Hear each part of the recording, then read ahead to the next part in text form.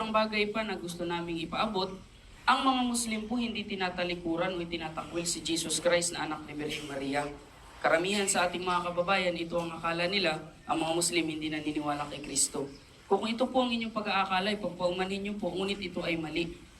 Dahil ang katotohanan, ang isang nagsasabing Muslim, hindi siya tunay na Muslim kung hindi niya sundin, mahalin, igalang si Kristo na anak ni Birheng Maria bilang isa sa mga dakilang sugo ng Diyos na tagapaglikha.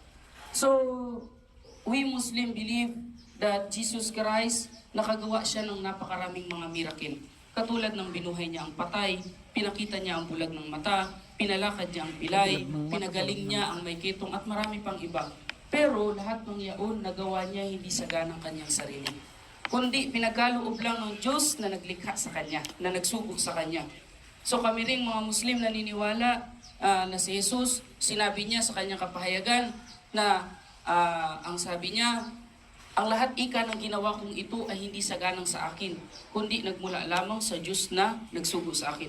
Malinaw na maintindihan natin, lahat ng miracle na ginawa ni Jesus Christ, hindi niya nagawa sa sarili niya lang, kundi sa kapahintulutan ng Diyos na nagsugo sa kanya. Ganon din po naniniwala ang mga Muslim na si Jesus Christ pinanganak na walang tatay o walang ama. Pero hindi ibig sabihin na wala siyang tatay, tatawagin na siya ng anak ng Diyos. Kung bakit ganon? Dahil simple lamang sa Diyos na gawin ito kung gusto niyang lumikha ng 1,000 Jesus. Sasabihin niya lang kun fayakun, meaning mangyari at mangyayari. At sa kadikilaan ng Diyos, sa kanyang kapangyarihan, nilikha niya ang sangkatauhan, kasama tayo doon, sa iba-ibang way. Unang way, nilikha niya ang tao, walang nanay, walang tatay. Alam ko po, aagree tayong lahat kung sasabihin natin ito ay si Adan. Pangalawa, ang Diyos lumikha ng tao mula sa lalaki, walang babae. Sino ito? Si Eva. Inugot sa tadyang ni Adan, malaki na tao at babae. Pangatlo, ang Diyos lumikha ng tao mula sa lalaki, mula sa babae.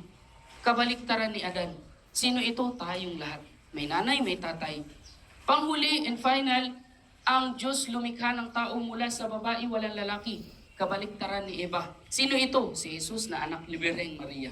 Kung bakit pinananatili ng mga Muslim na anak na Birheng Maria? Dahil naniniwala kami na walang sino mang lalaki ang nakagalaw sa kanya.